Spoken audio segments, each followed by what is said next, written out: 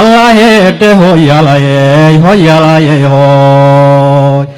قاد قبايل بدن بانو أنا قادوراني مران حلي وقان شرطي بانقي حيون ديغايه قصب لغو مكاني ينكي لعقو قاتايه وحال لغو قرشيا نحوها ديغايا قينونكو قيمها أقوليه يوقلك سوغالي أنا قذف مدوني يوينان حما قرشيا قيدين سريقي ماي روح قراب صلاة قلوب تيدنا لغو شبا قيبدن ودقايا وسيدا قوة حكالان قلف تطوراي قويس واليبا قربو نفسيكي لغو قميعاي أي سمير كقاتين وناق لغو قاندبي إن بلن بان قحوتيو أهين قوم لدوف صلاة حدو قادر نوهي اليوم ما انتقاران هينو قروح إيو أن لينا هيليو قريقا نو هايستا قانقاد هدير بانيه قدح لا أنحادنو oon qalinka wada qaadano oon barasho qiimayno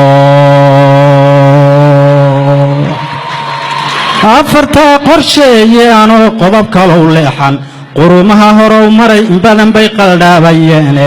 khilaaf iyo dagaalaadu daran qori u haysteene ama ay qadhaabsiyo mareen quud la raadsadae qudhgooyadu markay badatayee kuman la qorgo'yay ayay qaabsamaan beeray iyo qodoba jeexdeene qasbal hawsha lagu raadiye qalinka loo qaato ee qoriga loo dhiga ayaa qiimo weyn dhaliye ee qoriga loo dhigo ayaa qiimo weyn dhaliye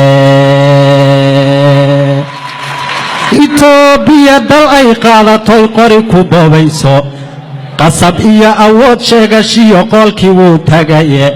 qaybtaada maamula nin yidhi kii qadaarin waaya qarrigiyo xidhkuu galo hadeer waa la soo qabaane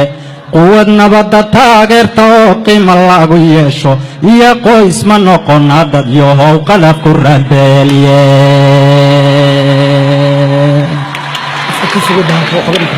iyo qoys ma noqonaa dad yohow qadaf ku rabeelye iyo qoys ma noqonaa dad yohow qadaf ku rabeelye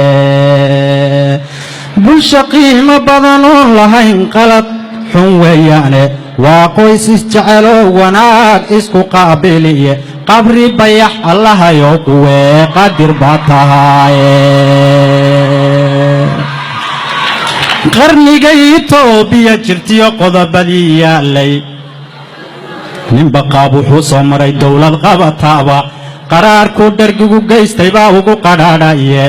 qalashada dadkiya maatidu moodi jiray qiile EBRDF markay qabatay bay qeexday nabadiye qoraalada dastuurka bulshada loo qadaariyaye qof waliba mabti buu leeyahay qowlka hadafkiye